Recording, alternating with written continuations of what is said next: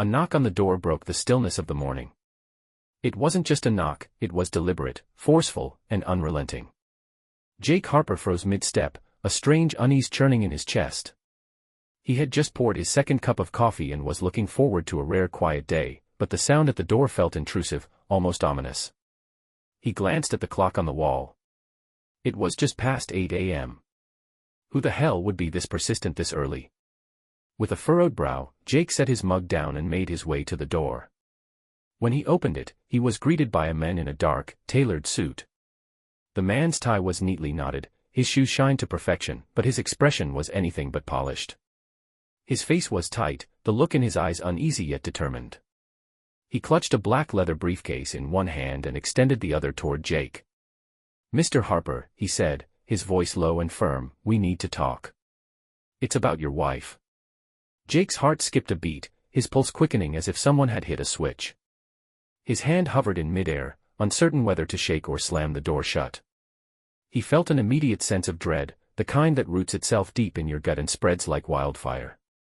"Who are you?" Jake finally managed to ask, his voice sharper than intended. "Elliot Warren," the man replied, flipping open a badge from his pocket. "Private investigator. I've been hired to follow Laura Harper, your wife." Jake stiffened, his breath catching in his throat.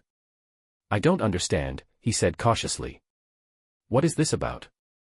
Who hired you?" Elliot's lips pressed into a thin line. "I can't reveal my client, but I believe you deserve to know what's been going on. There are activities you should be aware of. Things that might change how you see her." Jake stared at him, his mind racing. For a moment, he wondered if this was some kind of prank. Laura. His Laura. Sure, things hadn't been perfect between them lately, but they'd been married for 10 years. She was the mother of his 7-year-old son, Sam. She was his partner, his confidant. Yet, a small, unwelcome thought crept in. Things had been off lately, hadn't they? The late nights at work. The hushed phone calls she always brushed off. The faint scent of cologne on her clothes that didn't belong to him. "Look, I don't know what you think you know," Jake said, folding his arms across his chest, "but this doesn't make sense. Laura's not, she wouldn't." "I understand this is hard to hear," Elliot interrupted, his tone softening. "But I have evidence, and I believe it's in your best interest to see it. This isn't just about infidelity, Mr. Harper. It's about something much bigger." Jake felt his knees weaken slightly, the weight of those words hitting him like a truck. He looked back over his shoulder toward the kitchen where Sam's backpack was still slung over a chair. Laura had left early that morning, claiming she had an important meeting. She hadn't even finished her coffee. "Evidence?" Jake repeated, his voice barely above a whisper. Elliot nodded. "I'm afraid it's better if we talk somewhere private. This isn't the kind of conversation you want to have out in the open." Jake hesitated. His head was spinning, his stomach twisting into knots. A part of him wanted to slam the door and pretend this man had never shown up. But another part of him, the part that couldn't ignore the nagging doubts that had been building for months, knew he needed answers.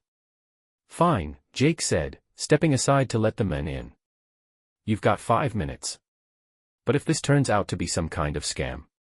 "It's not," Elliot said firmly, walking into the house and setting his briefcase down on the dining table. He opened it with a soft click and began pulling out photos, documents, and what looked like surveillance footage. Jake sat down, his hands trembling slightly as he reached for one of the photos. The image showed Laura sitting in a dimly lit restaurant, leaning in close to a man Jake recognized as her boss, Eric Porter. Their faces were too close for comfort, their body language far too intimate for a professional relationship. The room seemed to close in around him. "I don't believe this," Jake muttered, shaking his head. "There's gotta be an explanation." Laura wouldn't. Elliot slid another photo across the table. This one was even worse. Laura and Eric, locked in a kiss in the parking lot of what looked like the same restaurant. Jake felt the air leave his lungs. He wanted to look away, but he couldn't. "I'm sorry," Elliot said quietly. "But there's more." Jake's eyes flicked up to meet Elliot's, his face pale. "What do you mean, more?" Elliot hesitated before pulling out a thick folder. "Mr. Harper, I believe your wife is not only cheating on you but is also involved in a scheme to frame you for financial crimes. There's evidence suggesting she and her boss have been falsifying documents in your name." Jake stared at him, his mind reeling. This couldn't be real. The rest of the day passed in a haze. After Elliot left, Jake sat at the dining table for what felt like hours, staring at the photos and documents scattered before him. Laura. His wife. The woman he'd loved and trusted for over a decade. How could she betray him like this? By the time Sam got home from school, Jake had shoved the evidence into a drawer and forced himself to act normal. He couldn't let his son see the turmoil bubbling beneath the surface. Sam was only 7, too young to understand the storm brewing in their home. "Hey, buddy," Jake said, ruffling Sam's hair as he walked in. "How was school?" "Good. We're learning about dinosaurs." Sam beamed, his backpack slipping off his shoulder. "Dinosaurs, huh? Did you learn anything new?" Jake forced a smile, trying to mask the ache in his chest. "Yeah. Did you know T-Rex could run really fast?" Jake chuckled softly, his heart breaking at how innocent his son was. "That's pretty cool, kiddo. Go wash up, dinner will be ready soon." As Sam ran off, Jake leaned against the counter, staring blankly at the floor. He couldn't let this destroy his son's world. No matter what happened, he had to keep it together. That night, as Jake lay in bed, he couldn't sleep. Laura was still awake downstairs, typing furiously on her laptop. He could hear the faint clatter of the keyboard through the floor. He thought back to what Elliot had said. "This isn't just about infidelity, Mr. Harper. It's about something much bigger." Jake wanted to believe there was an explanation for all of this. Maybe Laura was working late because she was under pressure. Maybe those photos were taken out of context. Maybe Elliot was wrong. But when he thought about her recent behavior, the doubts crept back in. The late nights at the office. The guarded way she'd been acting around her phone. The time she'd come home smelling faintly of cologne that wasn't his. Jake's mind wandered to a memory from a few months ago. It was their anniversary, and Laura had insisted they keep it simple, dinner at home, nothing fancy. She'd barely touched her meal, claiming she wasn't hungry, and had spent half the evening texting under the table. Work stuff, she'd said when Jake asked about it. But now he wasn't so sure. Jake sighed and rolled over, his chest tightening with every passing second. He had to know the truth. The next morning, Laura was already up and dressed when Jake came downstairs. She was wearing a sharp black blazer and heels, her hair pulled back into a neat bun. "Morning," she said, barely looking at him as she poured herself a cup of coffee. "Morning," Jake replied, watching her carefully.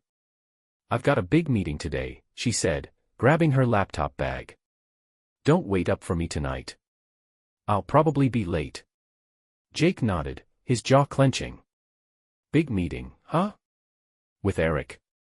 Laura froze for a fraction of a second, so brief Jake almost missed it. Then she turned to face him, her expression neutral. "Yes, with Eric." "Why?" "No reason," Jake said quickly, forcing a smile. "Just curious." Her eyes lingered on him for a moment, as if she were trying to read his thoughts. Then she shrugged and headed for the door. "See you later." He felt like screaming, punching something, anything to release the anger and frustration bubbling inside him. Instead, he grabbed his phone and dialed Elliot's number. "I need your help," Jake said as soon as Elliot picked up. "What's going on?" Elliot asked. "She's leaving for a meeting with her boss right now," Jake said, pacing the living room. "I need to know where she's really going. Can you follow her?"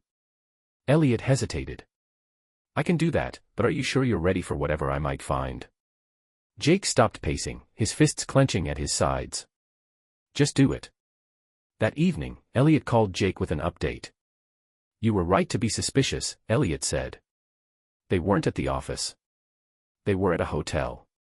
"Are you sure?" "I'm sure," Elliot said. "I've got photos to prove it." Jake's stomach churned as he hung up the phone. He sat down on the couch, staring at the wall. He felt hollow, like a piece of him had been ripped away. But the worst part was knowing this was far from over. Laura wasn't just cheating. She was planning something far worse. And Jake was running out of time to stop it. Jake couldn't sit still. The photos Elliot had just sent to his phone were burned into his mind. Laura and Eric, walking hand in hand into the hotel, then leaving hours later, laughing like they didn't have a care in the world. He paced the living room, his emotions swinging wildly between fury and heartbreak. How could she do this to him? To their family? The woman he thought he knew was a stranger now, someone capable of lies and deceit he couldn't even fathom. But there was something else gnawing at him, a bigger fear. Elliot's warning about Laura's plan to frame him for financial crimes replayed in his head like a broken record. This isn't just about an affair, Jake, Elliot had said. They're setting you up. And if they pull it off, you're going to lose everything. Jake couldn't let that happen. He needed proof, undeniable evidence that Laura and Eric were behind it all. That night, Jake waited until Laura was asleep before taking the next step. She'd come home late again, claiming her meeting had run long. Jake played along, acting like nothing was wrong, even managing to mumble a half-hearted good night as she crawled into bed beside him. Once her breathing deepened, Jake slipped out of bed and grabbed her phone off the nightstand. His hands trembled as he unlocked it. She'd never bothered to change the passcode. The first thing he noticed was the flurry of messages between Laura and Eric. His stomach twisted as he scrolled through them, each text like a dagger to the heart. Eric, he's too clueless to see what's coming. Laura, good. He deserves it after everything. Eric, once the papers are filed, it'll all be tied back to him. We'll be in the clear. Laura, I just want it to be over. The money is the only thing holding me back. Jake's grip tightened on the phone, his knuckles white. Papers? Money. They were talking about him like he was some obstacle to be cleared out of the way. He scrolled further, his heart pounding. There were references to accounts he didn't recognize, suspicious transfers, and emails about financial documents. It was all starting to make sense now. Laura wasn't just cheating on him. She and Eric were using his name to embezzle money from their company. They were planning to pin the entire scheme on him, leaving him to take the fall while they walked away with everything. Jake's pulse raced as he quickly snapped screenshots of the messages and forwarded them to his email. He needed to get this evidence to Elliot. But then, something caught his eye, a message Laura had sent earlier that day. Laura, let's wrap this up before the weekend. I don't want to drag it out any longer. Jake's blood ran cold. Whatever they were planning, it was happening soon. The next morning, Jake felt like he was walking on eggshells. Laura acted as though nothing was wrong, making breakfast and chatting with Sam like any other day. Jake forced himself to play along, his anger bubbling just beneath the surface. I've got another meeting today, Laura said casually, sipping her coffee. I'll probably be late again. Jake nodded, keeping his voice steady.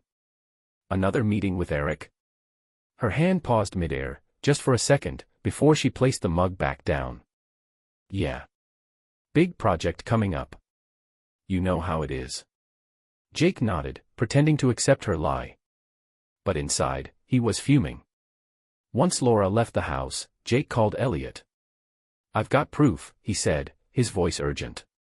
Messages, emails, everything. They're framing me, Elliot. Good, Elliot said. That's a start. But we need more.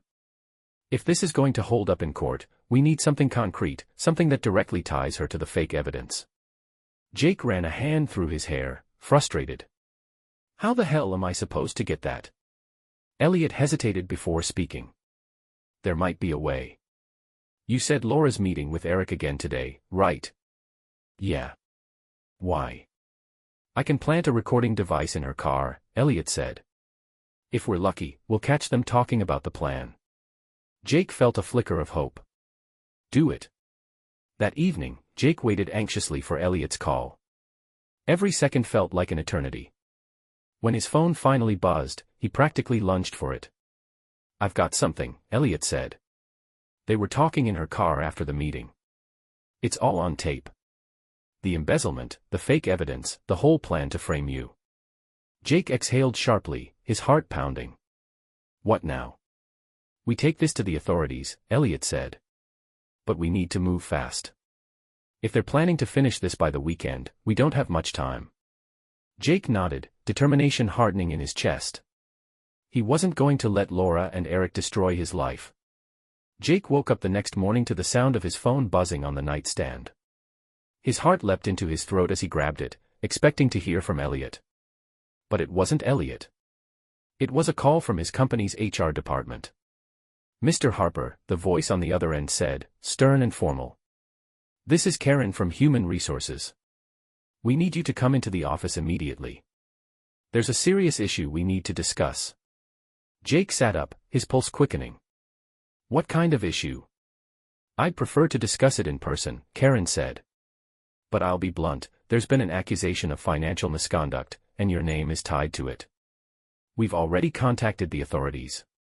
Jake froze, the words hitting him like a punch to the gut. "What? That's insane." "I didn't. I suggest you come in and cooperate, Mr. Harper," Karen interrupted. "The police will want to speak with you as well." Jake's hands trembled as the call ended. He could barely think, barely breathe. This was it. Laura and Eric had made their move. When Jake arrived at the office, the scene was a nightmare. Security escorted him to a conference room where 2 police officers and a corporate attorney were waiting. "Mr. Harper," one of the officers said, "we're here to investigate allegations of embezzlement involving company funds. We have evidence that implicates you in fraudulent transactions." "This is a mistake," he said firmly. "I haven't done anything wrong." The officer slid a stack of documents across the table. "These are financial records showing unauthorized transfers from company accounts to a private offshore account in your name." Jake stared at the papers, his heart sinking. The account number, the signature at the bottom, it was all in his name. But he'd never seen these documents before. "This isn't mine," Jake said, his voice rising. "I didn't open this account. Someone's framing me." The attorney, a stone-faced woman in a gray suit, gave him a cold look. "Do you have any evidence to support that claim, Mr. Harper?" Jake's jaw clenched. He had evidence, but it wasn't with him. Elliot had the recordings, the messages, everything. He just needed to get it to the authorities before it was too late. "I need to call my lawyer," Jake said, standing up. But before he could move, the officer said, "Mr. Harper, we're placing you under arrest. You have the right to remain silent." The words blurred together as they cuffed him, the weight of the situation crashing down on him. Jake's coworkers watched from the hallway as he was led out of the building, their faces a mixture of shock and pity. He'd never felt so humiliated in his life. At the police station, Jake sat in a cold, gray interrogation room, his hands still trembling from the cuffs. A detective entered, his expression grim. "You've got yourself in a real mess, Mr. Harper," the detective said, dropping a folder on the table. "We've got financial records, falsified invoices, and even footage of you accessing company files after hours." Jake's head shot up. "Footage? That's impossible. I've never." "It's all here," the detective said, flipping open the folder. "Security camera footage from your office, showing you transferring files to a flash drive." Jake's blood ran cold. He could almost hear Elliot's voice in his head, "They're faking evidence." "This is a setup," Jake said firmly. "That footage isn't real. My wife and her boss are framing me. They're the ones stealing from the company." The detective raised an eyebrow. "Your wife? And her boss?" "Yes," Jake insisted. "They've been having an affair, and they're trying to pin this on me." The detective leaned back in his chair, clearly skeptical. "Do you have any proof?" Jake swallowed hard. "I do. My investigator has recordings and messages that show everything. You just need to let me call him." The detective stared at him for a long moment, then sighed. "All right, make your call. But if this guy doesn't back up your story, things are only going to get worse for you." Jake called Elliot, his voice shaky as he explained the situation. "They've already arrested me, Elliot. They have fake footage, fake documents, they've covered their tracks." "Calm down," Elliot said. "I've got everything we need. The recordings, the texts, even proof of the offshore account they're using. I'm on my way to the station now." Jake exhaled, a flicker of hope cutting through the panic. "Hurry. They're not going to believe me without it. I'll be there soon, Elliot promised. Hours later, Jake was released on bail. The relief was temporary, the charges hadn't been dropped, and the humiliation of being paraded out of the police station was still fresh. As he sat in his living room that night, staring at the legal documents outlining the charges against him, the weight of it all felt crushing. Laura was calm when she got home, almost unnervingly so. She walked in, her face betraying no emotion, and placed her bag on the counter like it was any other day. Jake stood, his fists clenched. "You set me up," he said, his voice trembling with anger. Laura tilted her head, feigning confusion. "What are you talking about?" "You and Eric." Jake shouted. "The fake account, the false charges, I know everything." Laura's lips curled into a slight smirk. "You're delusional, Jake." "Am I?" Jake shot back. "What happens when I prove it? When I show everyone who you really are?" For a split second, something flickered in her eyes, fear, maybe. But she quickly masked it with a shrug. "Good luck with that," she said coolly. "In the meantime, you might want to start packing. Because once this is over, you won't have a house left to live in." Jake sat across from Elliot in a dimly lit diner later that night, his coffee untouched. The investigator had spread a pile of evidence across the table, screenshots of text messages, copies of falsified documents, and, most damning of all, the audio recording from Laura's car. "This is everything," Elliot said, tapping the stack of papers. "The recordings show Laura and Eric discussing their plan to frame you. They even mention the offshore account they've been funneling the money into. It's all tied to Eric's name, not yours." Jake stared at the evidence, a surge of hope and determination igniting inside him. "This is enough to clear my name, right?" Elliot nodded. "It's enough to raise serious questions. The audio alone is damning. But we need to move fast. If Laura and Eric catch wind of this, they could try to destroy the evidence or skip town." Jake clenched his fists. He wasn't going to let them get away with this. "What's the next step?" Elliot leaned back, crossing his arms. "We take this to your lawyer and the DA first thing in the morning. But there's one more thing we need, a witness to tie everything together. Someone who can testify that Laura and Eric have been working together." Jake's mind raced. A witness. Who would that be? Elliot smirked. "I've been following Eric for weeks. He's not as careful as Laura. There's a clerk at the bank where they set up the offshore account, she processed the transactions and might be willing to talk. I'll get her on record if I can." Jake nodded, his resolve hardening. "Do it. Whatever it takes." The next morning, Jake met with his lawyer, a sharp-tongued woman named Denise Parker. She was known for her no-nonsense approach, and as Jake laid out the evidence Elliot had gathered, her expression shifted from skepticism to keen interest. "This is good," Denise said, flipping through the documents. "If we can corroborate this with the witness Elliot mentioned, we've got a strong case. But Jake, you need to be prepared for a fight. Laura and Eric aren't going to back down easily." "I don't care," Jake said firmly. "They've taken everything from me. I'm not stopping until the truth comes out." Denise gave him a small nod of approval. "That's the spirit. Let's make sure they regret underestimating you." Meanwhile, Elliot tracked down the bank clerk, a nervous young woman named Megan. She initially hesitated to talk, fearing backlash from her employer, but when Elliot showed her the evidence tying Eric to the fraudulent account, her resolve wavered. "I didn't know they were framing someone," Megan said, wringing her hands. "They told me it was a company account. But now that I see this," she trailed off, guilt flashing in her eyes. "Will you testify?" Elliot asked. Megan hesitated, then nodded. "If it means doing the right thing, I'll do it." Jake's lawyer filed a motion to present the new evidence in court. The judge agreed to hear the case, setting the trial for the following week. It was a small victory, but it gave Jake a glimmer of hope. However, Laura wasn't about to let him off easily. The day after the motion was filed, Jake came home to find a process server waiting on his doorstep. "What is this?" Jake asked, taking the envelope.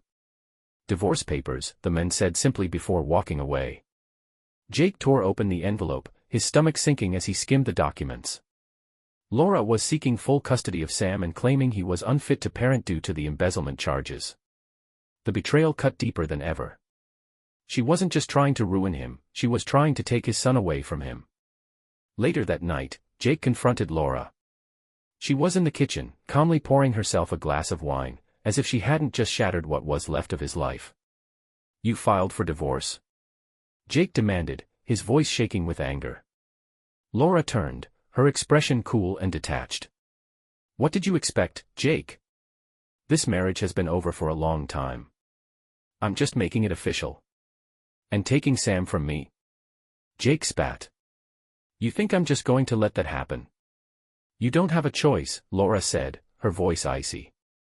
"Once the court sees those charges, they'll know you're not fit to be a parent." Jake stepped closer, his eyes blazing. "You think you've won, don't you? That I'll just roll over and let you destroy me? But you're wrong, Laura. I have proof, everything you and Eric have done. And when this is over, the whole world will know who you really are." For the first time, Laura's mask slipped. Her smirk faltered, and a flash of panic crossed her face. But she quickly recovered, taking a sip of her wine and shrugging. "Good luck with that," she said, turning away. The courtroom was packed. Jake sat at the defense table, his heart pounding in his chest as he glanced around the room. Laura sat across from him at the plaintiff's table, her expression cold and unreadable. Beside her was Eric, his slick confidence radiating like a shield. Jake tightened his grip on the edge of the table. He was here to clear his name, to expose the truth, and to protect what was left of his life. He wouldn't let them win. "Mr. Harper," his lawyer, Denise, whispered, pulling him from his thoughts. "Stay calm. Trust the evidence." Jake nodded, exhaling slowly. The trial began with the prosecution laying out their case. They presented falsified documents, doctored security footage, and a narrative that painted Jake as a desperate employee who had siphoned money from the company to cover his personal debts. The prosecutor, a sharp-eyed woman with a voice like steel, turned to the jury. "The evidence is clear," she said. "Jake Harper betrayed his employer and broke the law. This is a man who cannot be trusted." The lies felt suffocating, but Denise leaned over and whispered, "Let them talk. They're building a house of cards. We'll knock it down." When it was Denise's turn, she stood and approached the jury with calm, measured confidence. "Ladies and gentlemen," she began, "this is not a case of greed or desperation. This is a case of betrayal. My client is an innocent man, framed by people he trusted, people who sought to ruin his life for their own gain." She turned and gestured to Jake. "Mr. Harper is not the criminal here. He is the victim." Then, the evidence started rolling in. First, Denise played the audio recordings Elliot had captured in Laura's car. The courtroom fell silent as Laura's voice filled the room. "Laura, the account's in Jake's name. When the audit happens, they'll trace it back to him. Eric, and the footage. Is it ready? Laura, already done. They'll never see it coming." Gasps rippled through the courtroom. Jake watched as Laura's face paled, her confident demeanor slipping for the first time. The prosecutor tried to object, but Denise wasn't done. "We also have testimony," Denise said, calling Megan, the bank clerk, to the stand. Megan nervously approached the witness stand, but under Denise's gentle questioning, she told the jury everything: how Eric and Laura had opened the offshore account, how they'd falsified documents, and how they'd assured her it was a legitimate company matter. "They said it was for a business deal," Megan said, her voice trembling. "But when I saw the evidence, I realized they were framing Mr. Harper. I'm so sorry I didn't come forward sooner." Next, Denise dismantled the prosecution's evidence. She called an expert witness who demonstrated how the security footage had been manipulated, showing side-by-side comparisons of the original and doctored files. "This is not my client in the video," Denise said firmly. "This is a fabrication, created to incriminate an innocent man." Eric shifted uncomfortably in his seat, his confidence visibly cracking. Laura avoided Jake's gaze entirely, her hands gripping the edge of the table. The final blow came during cross-examination. Denise called Laura to the stand. Laura approached reluctantly, her face a mask of calm, but Jake could see the cracks forming. Denise wasted no time cutting to the heart of the matter. "Mrs. Harper," Denise began, "are you aware of the recordings we've just played?" Laura's jaw tightened. I've heard them, yes. And are you denying that it's your voice discussing how to frame your husband for embezzlement? Laura hesitated, her composure faltering. I was. Yes or no, Mrs. Harper, Denise pressed. Yes, Laura snapped. But it's not what it sounds like. Denise raised an eyebrow. Oh. Then please, explain to the court what it does sound like. Laura opened her mouth, but no words came out. The silence was deafening. Let me remind you, Denise said, her voice steely, you are under oath. Lying here is a crime. Do you stand by your earlier claims, or will you admit the truth? Laura's gaze flicked to Eric, who was glaring at her from the plaintiff's table. Jake could see the fear in her eyes, the realization that her carefully constructed lies were crumbling around her. I didn't mean for it to go this far, Laura finally said, her voice shaking. It was Eric's idea. Eric shot to his feet. What the hell are you doing, Laura? The judge banged her gavel. Order in the court. But Laura was unraveling. You said no one would find out, she shouted at Eric. You said we'd pin it all on Jake, and no one would question it. The courtroom erupted in chaos. Jake felt a mix of relief and disbelief as the truth finally spilled out. Laura and Eric's betrayal was laid bare for everyone to see. When the dust settled, the judge called a recess to review the evidence. Hours later, she returned with her decision. After reviewing the evidence and testimony, the judge said, "It is clear that Mr. Harper was wrongfully accused. The charges against him are hereby dismissed." Jake exhaled sharply, tears of relief welling in his eyes. But the judge wasn't finished. As for Mrs. Harper and Mr. Porter, she continued, her voice stern, you are both under investigation for fraud, conspiracy, and obstruction of justice. This court will not tolerate such blatant abuse of the legal system. Laura's face crumbled, and Eric slumped in his seat, his confidence shattered. Jake glanced at them one last time, a mix of anger and pity swirling in his chest. They had tried to destroy him, but in the end, they had destroyed themselves. As Jake left the courthouse, Denise walked beside him, a small smile on her face. You did it, she said. No, Jake replied, shaking his head. We did it. Thank you. She nodded. Now go rebuild your life, Jake. You've earned it. Jake stepped outside, the crisp air filling his lungs. For the first time in months, he felt free. But his journey wasn't over yet. The days following the trial were surreal. Jake walked into his house, the same house where so much betrayal had unfolded, and it felt strangely empty. Laura's things were gone. Her absence was a gaping void, but for the first time, it wasn't painful. It was a relief. He knew he had a long road ahead. Clearing his name in court was just the first step. There were still whispers at work, neighbors who looked at him with a mix of curiosity and pity, and a mountain of legal fees. But Jake wasn't the same man he had been months ago. The betrayal had changed him, hardened him in ways he couldn't ignore. Most importantly, it had made him realize what mattered most, Sam. Jake focused on his son with a renewed sense of purpose. Sam had been confused by everything that happened, especially Laura's sudden absence. Where's Mom? Sam asked one evening as Jake tucked him into bed. His big, innocent eyes searched Jake's face for answers. Jake hesitated, his heart heavy. Mom had to go away for a while, he said gently. But I'm here, and I'm not going anywhere. Okay. Sam nodded slowly, his little hand reaching out to grip Jake's. Okay, Dad. Jake sat with him until he fell asleep, his heart breaking for the confusion his son must have felt. He vowed then and there that he would give Sam a stable, happy life, no matter how hard it got. Laura and Eric's downfall was swift. The company pressed charges against both of them for embezzlement and conspiracy, and their trial made headlines.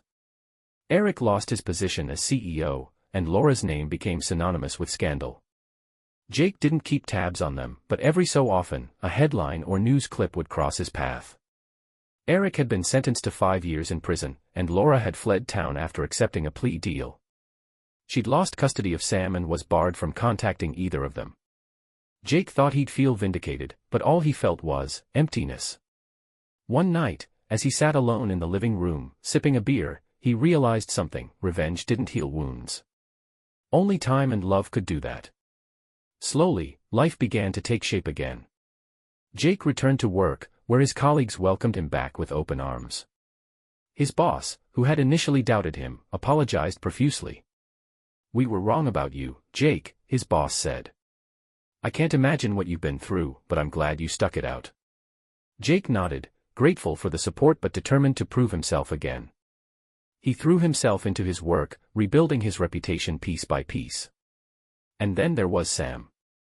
Jake made a point to spend as much time as possible with his son, taking him to the park, helping him with homework, and cheering him on at soccer games. One afternoon, as they sat on the couch watching a movie, Sam leaned against Jake's shoulder. "You're the best, Dad," Sam said, his voice muffled. Jake smiled, his throat tightening with emotion. "No, buddy. You're the best." Months turned into a year, and Jake started to feel like himself again. He even began to open himself up to the idea of dating, though he took it slow. One night, while at a coffee shop, he struck up a conversation with a woman named Rachel. She was kind and warm, with a laugh that lit up the room. They bonded over shared stories of resilience. She'd been through her own struggles, and together, they found comfort in each other's company.